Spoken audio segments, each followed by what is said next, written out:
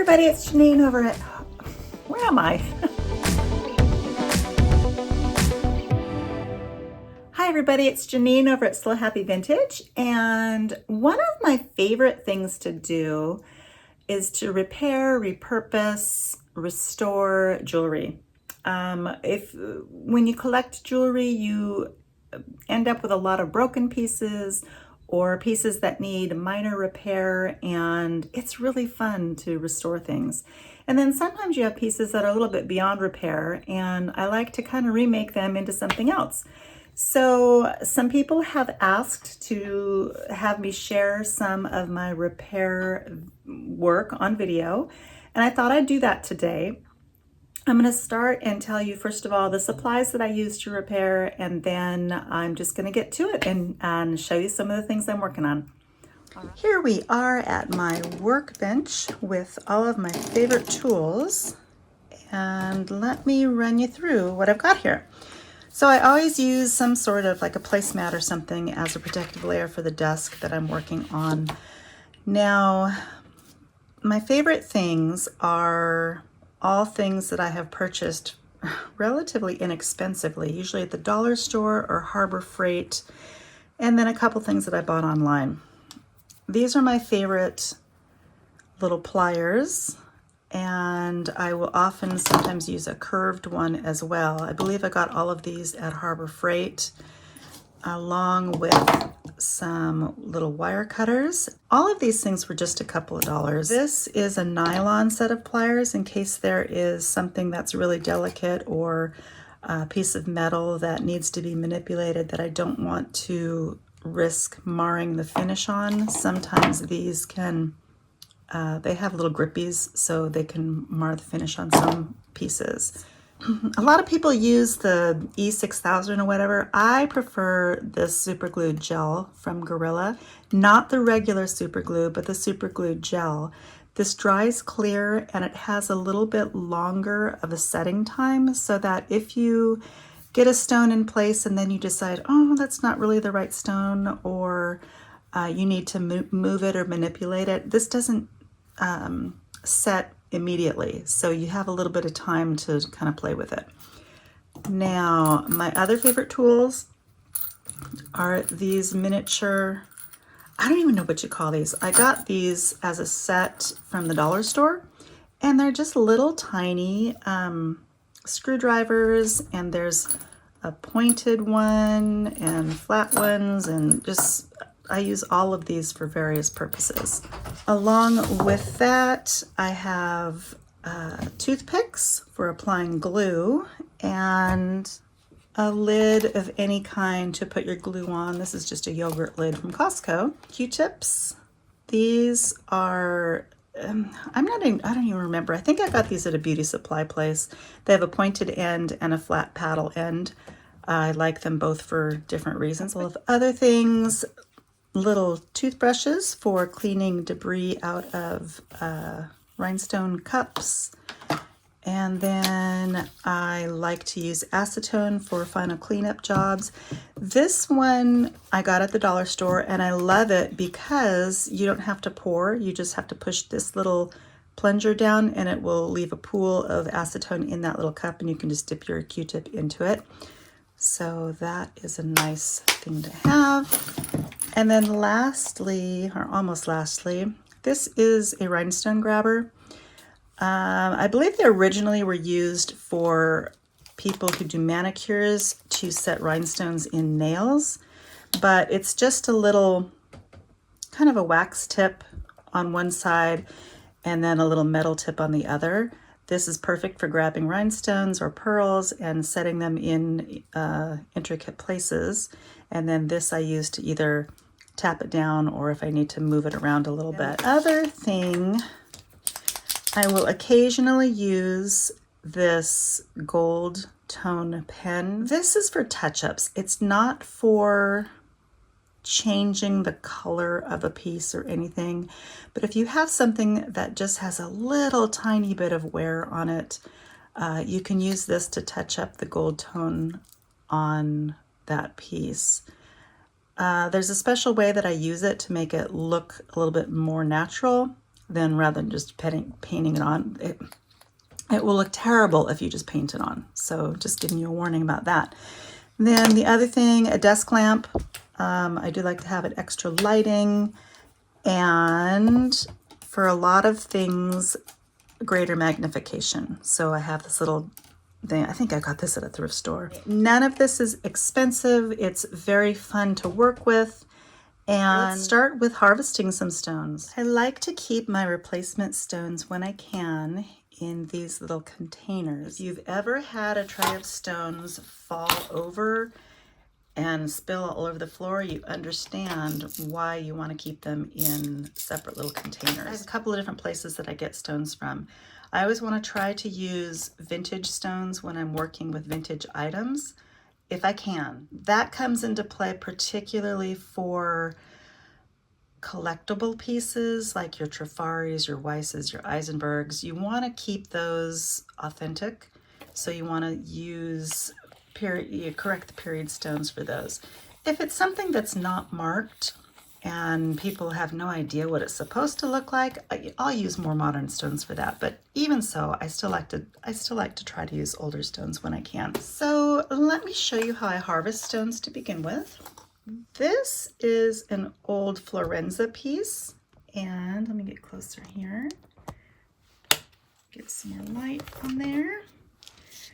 And these are prong set. There are a couple of different ways that you can harvest a prong set stone. If you don't care about the piece that it's on, which I don't care about the piece that it's on, you can clip the prongs. So basically you're just going to take your pliers and you're just going to clip the prongs like that. And the stone should just come out. You normally only have to clip, I mean, this has got a lot of prongs, but like that, in that case, I only clipped 2 of them and it came out just fine. Even when you're bending prongs, and I'll show you that too, if you want to bend the prongs, you typically only have to do a couple of them before you can get the stone out. Bend that one, and the stone doesn't want to come out. If you're having trouble getting a stone out, that's where these little tools come in handy. I usually take the pointed one and I just get it behind the stone and pop it out just like that. So there you have it. Now these stones are not in there very tightly, so you can probably just pop them all out with your pointed tool. Now on foil back stones, you want to try to keep the foil intact, of course, because that is what helps the stone stay shiny in your project. And the last one. Okay, now this piece also has a really great safety chain, so I want to save that as well. So all I really need to do, actually I'm just going to cut this one. I'm not going to save this piece, so I'm just going to cut the little place where the safety chain was attached, and now I have a safety chain to use for something else. So I've already started harvesting a few of these, but this is a situation where once again I can cut the prongs, or I can take my pliers and just bend the prongs back, and that stone will just fall out. If you don't have pliers like this and just want to use some tools like this, if you take the little screwdriver type one, you can set this on a table and stick your little tool inside, bend that prong, and bend that prong, and there you go, stone falls out. So that's prong set. Now on your pieces that are not prong set like this, these stones are just glued in. And this can go really well, or it can go not so great. The only way to get these stones out is basically to pry them out. Now, you can take a Q-tip and some acetone and drop some acetone onto these and let them sit for a little while, and that will quite possibly loosen up the glue. You don't want to get these wet, or, I mean, the acetone dries pretty quickly, so it's not likely going to damage the foil backing on the stone, but you don't want to like stick these in water or anything and soak them to loosen the glue, because you can quite possibly ruin that foil backing.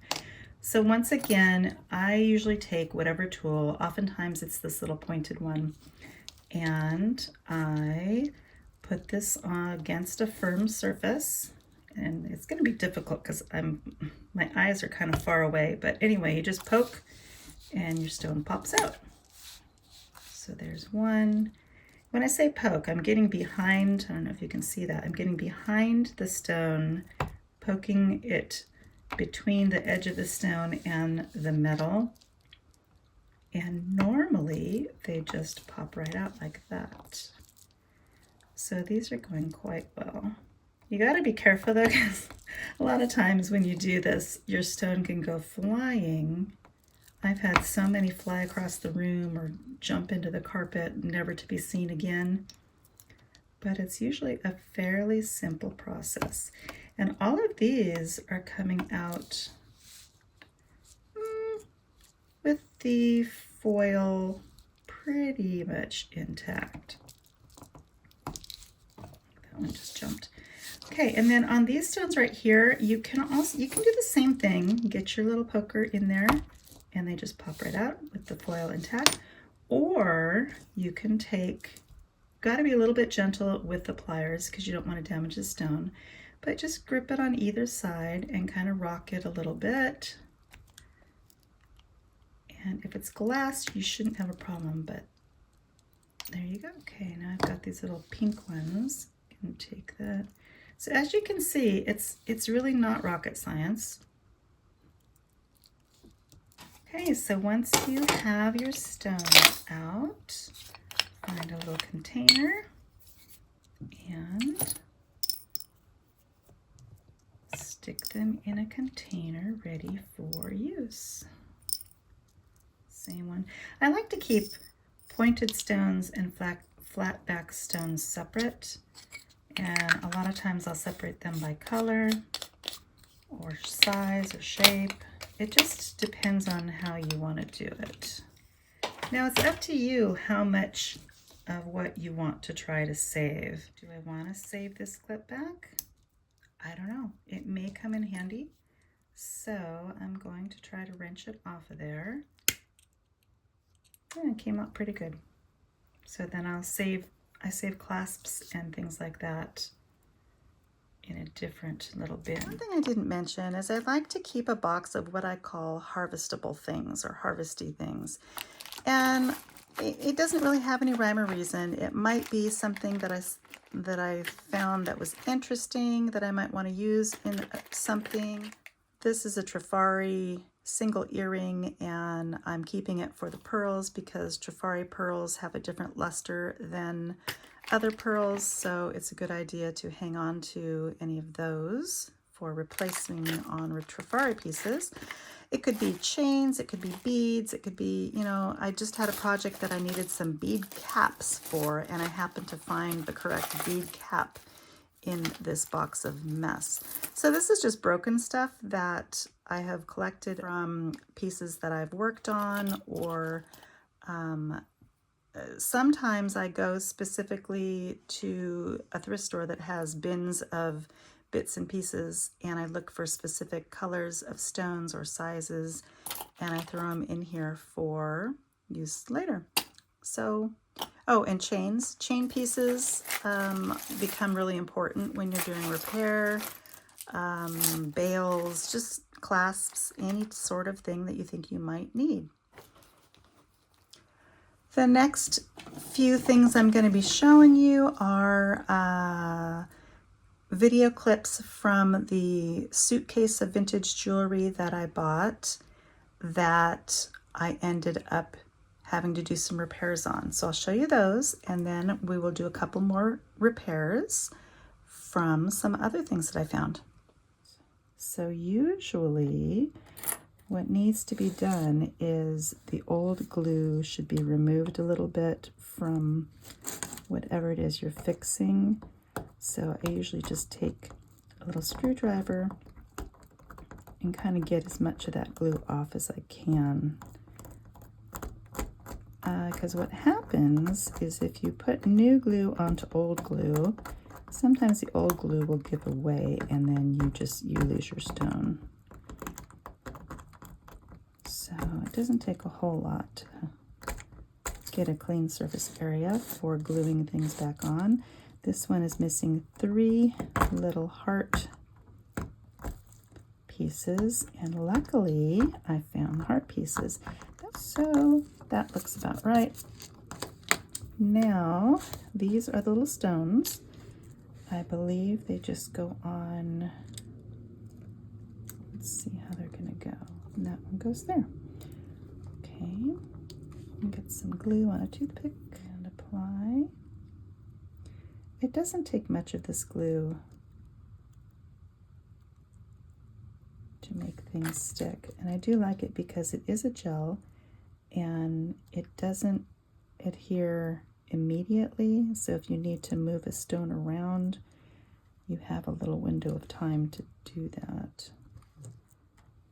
So I'm just going to keep my finger on this one and let it dry while I apply glue to this next one.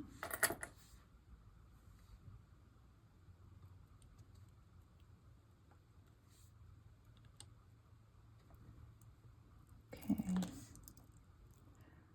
I don't think this piece is missing any rhinestones, which is nice. Uh-oh, wait a minute. It's missing one more. I thought I had the third one. Oh no, I don't think I do. What am I gonna do? I thought I had all of them. Not likely I can find another one of these, so we'll have to make a judgment call on whether or not to scrap this. That's gonna be most unfortunate. Or sacrifice one of the earrings to keep the necklace intact. I don't quite know what I'm gonna do with that yet.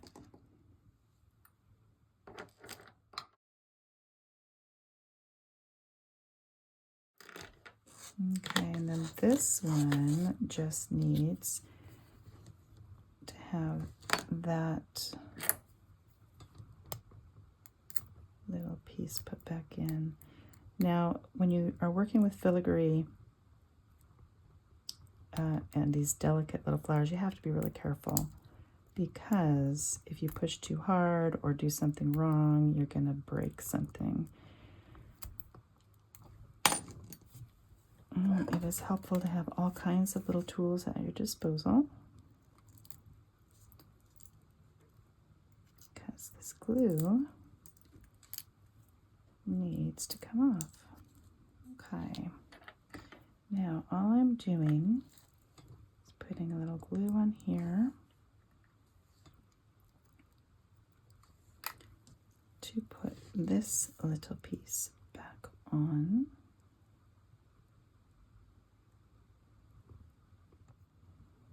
Careful not to glue your fingers down. Now these, as beautiful as they are, they're not marked, and I do believe that they're missing a little, they're missing this flower right here. So what I might do is take this flower off just to make them uniform. I don't think I will do that.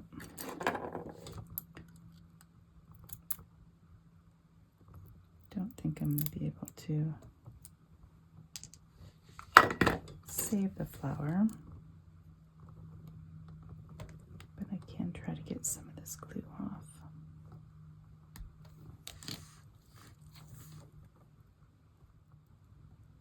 Once again, this is a pretty delicate piece, so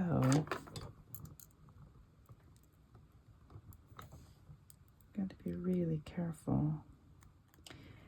Now on unmarked pieces, I don't have any problem altering them a little bit to make them more uniform or more desirable, because there's no understanding of what this is actually supposed to look like. If it had a maker's mark on it, and you could look it up. That would be one thing, but you really can't. Okay, so those are done. Now this piece is just missing this little guy. It needs to go on. So once again, get rid of. These are just little acrylic beads, and this little dragon-like piece needs to be glued into there. So we're back with the glue. I'll put some glue on the top of the cap, as well as on the stem. And then I will put that on there. So I'm just going to let that come over here and dry. Okay, and then this one just needs a pearl glued right here. Now this is a vintage pearl that has damage on it. What I'm going to end up doing is gluing the damaged part to the post. You know, I might actually even leave those. No, we'll glue it. If it doesn't look right, I'm going to pull them off of both of them.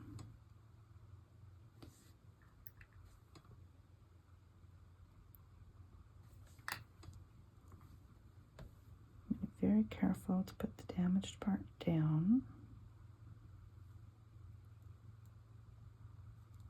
And let that dry. And now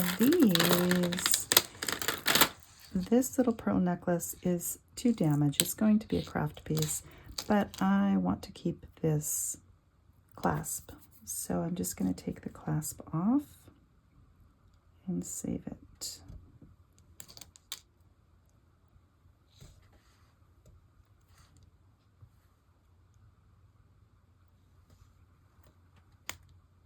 Uh-oh.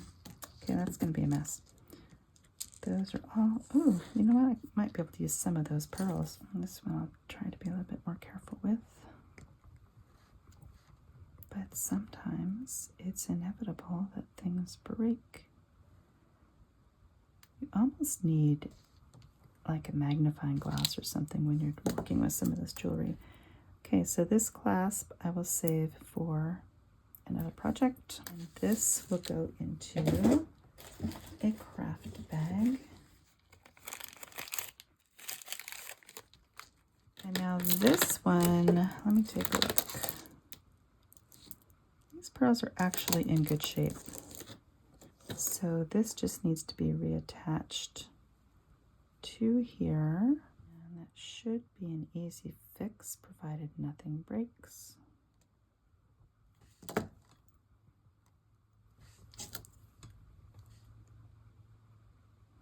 A lot of people are afraid to try to fix jewelry, but I find it pretty relaxing.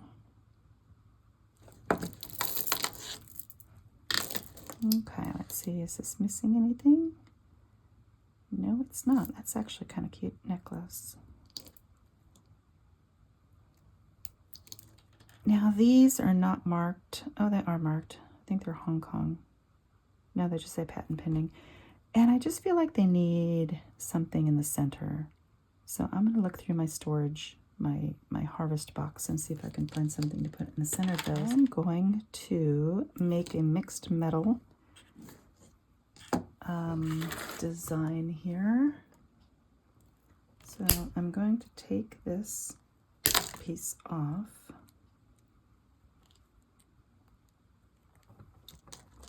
I'll take another one too. No, we don't want any sharp edges. Those sections down. Then I have a bare metal section, so I'm going to hit it with a tiny bit of color.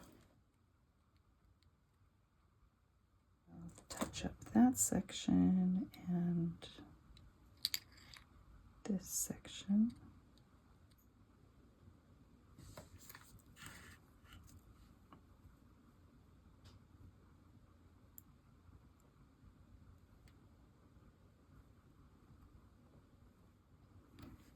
Oh, that's pretty cool.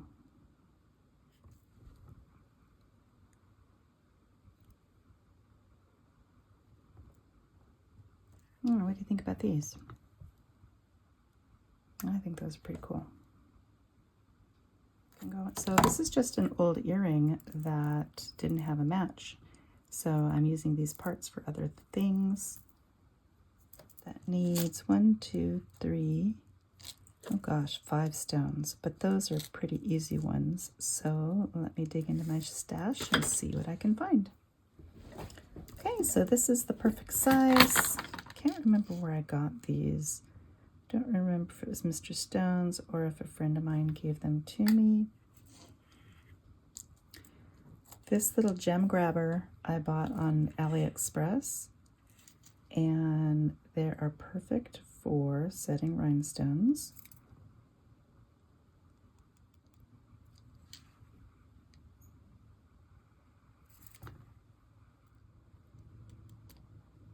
A little bit of sparkle is not a bad thing.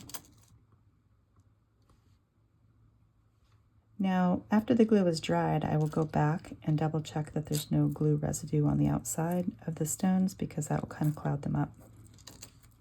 I haven't shared this necklace on a video yet, but when I got this piece, it was just a bunch of loose stones. It had been broken in so many different places. All these little rings were missing, and I ended up putting the whole thing back together using basically repurposing a couple of link chains that I had from my harvest box. I took out the little rings from that chain, split them, and reconstructed this piece. If and when I go to sell this, I will let people know that it has been restored. This is the clasp that came with it. I don't even know if that's the original clasp that came with it. It looks like a gold clasp. I have not tested it, but I'm going to keep it consistent with this piece. These two little pieces of chain I took from my harvest box. So I don't know if it's vintage, I don't know if it's not, but it fit with the general look of the design.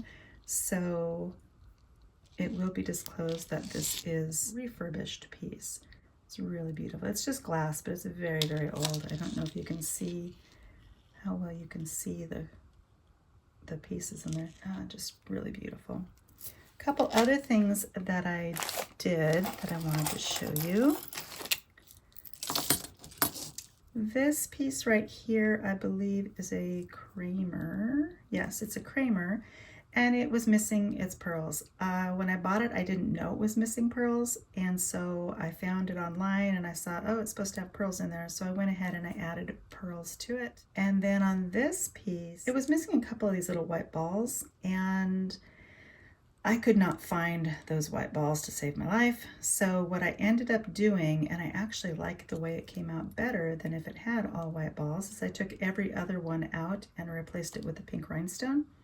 And I think it looks quite nice. And I have no idea what this was supposed to be, but I added this piece right here because there was just nothing there. And I don't know if there was supposed to be a stone in there or what, but kind of has kind of like a vintage steampunk look now. This piece had a really ugly cameo here, and it was damaged and ugly, like I said. So this piece right here belonged to a cufflink, and I didn't have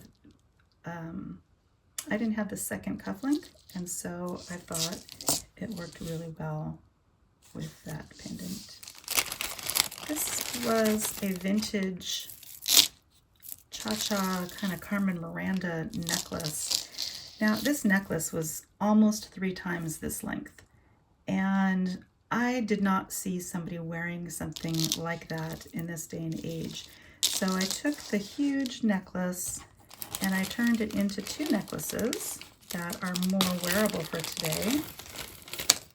And in the process of doing that, I had some leftover pieces, so I made some complimentary earrings to go with it, and I made a bracelet to go with it. So much more wearable, much more usable for today.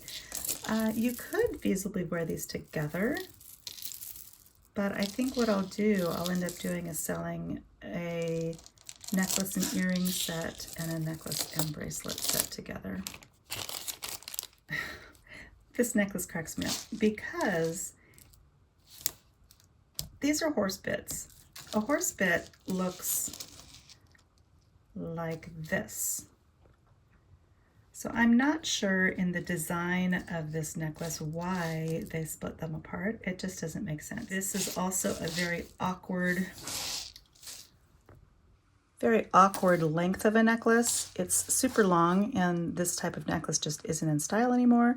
So what I wanted to do with this is I wanted to turn it into 2 necklaces and put these horse bits together so they look like a real horse bit. So I'm going to do that. This is mainly going to be pliers work. I will have to get a new clasp. When you're working with jump rings, these are called jump rings, it's really important to, when you open them, you don't want to pull them apart. You want to twist them sideways. So basically you take one end, the other end. The break in it is right here. See if I can get this closer. So you can see if it's not soldered together, there's always going to be a little break point, and there's the break point right there. So you're going to take your pliers, one on each side, and you're going to very gently twist sideways like this. Then when you take the piece off that you need to, when you go to close it, I'm not going to close it just yet, but you'll just twist it back. The reason I'm not going to close it is because I need the other side of the bit. And taking it on either side and twisting. I'll take this off. Now here's my jump ring. Here is one side of the bit. Go ahead and put that on. Here's the other side of the bit. Put that on. Then you're going to take these 2 sides and very gently you're going to kind of twist them, and as you're twisting them back and forth, you're going to be putting pressure towards each other, like the nose of this and the nose of this. You're going to be adding pressure to get that little jump ring to close solid. And there, I've got my bit. Now I'm going to do that to the other one, and then we'll figure out how long the necklace is supposed to be. Twist it closed. Okay. So basically, I want to just twist this open a little bit, and I'm trying to think, is there any rhyme or reason to the coloring? Not really. Okay, then I need to close this. Just going to twist it closed. Okay, so 16 inches is about the length that I want it. Now, I don't have 32 inches of chain here, so I need to make a decision. Do I want 2 necklaces, or do I want a necklace and a bracelet? If I want 2 necklaces, I will have to add some chain to one of them. All right, so 7 inches here, there. So I'll take this piece off.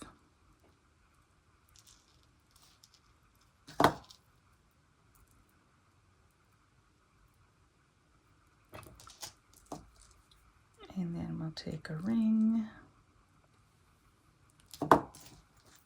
and take our bit.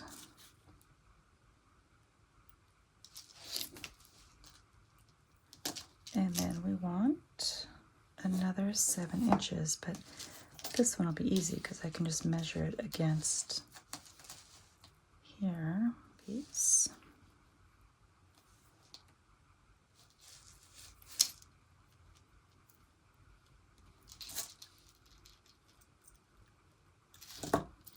And there we have it. There's our first necklace. And there it is. Okay, Necklaces seem to sell better than bracelets do. So if I can make a necklace by adding a little bit of chain, I might do that. Oh, we're so close. Let me see what kind of chain I have, and maybe we can make that happen. Okay, I found a gold tone chain that has a clasp that should work pretty well. Close it down. Close it down. See, things go relatively quickly. And now I'm going to measure this and see how far we need to go. Okay, so this is 13 inches. So we need about 3 inches, which means we need about 1.5 inches on each side. Is that going to look weird? I'm not sure if it's going to look weird. Let me take a look. Now, this has an extender, so I'm going to take the extender off. Like if I just add an extender chain to one side. I think that'll work. I'm going to add, okay, we need a loop to this side.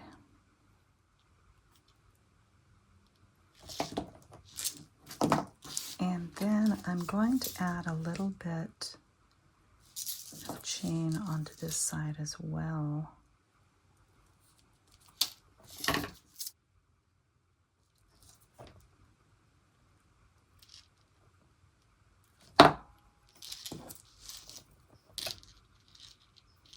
So now this can be smaller or basically any size in between.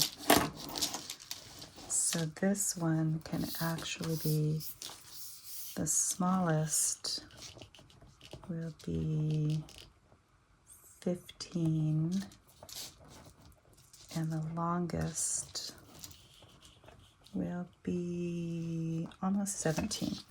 So there you have it. We turned one necklace that was a little dysfunctional into 2.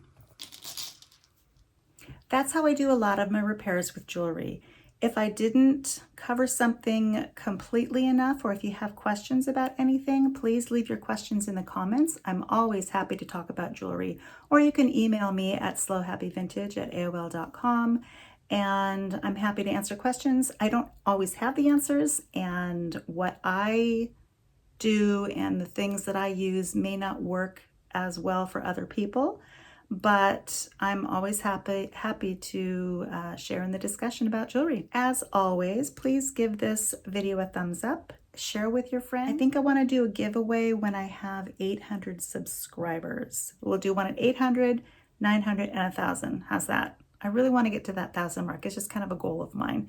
Anyway, please like, share, subscribe, leave a comment, and I hope you have a great week, and we'll see you in the next video.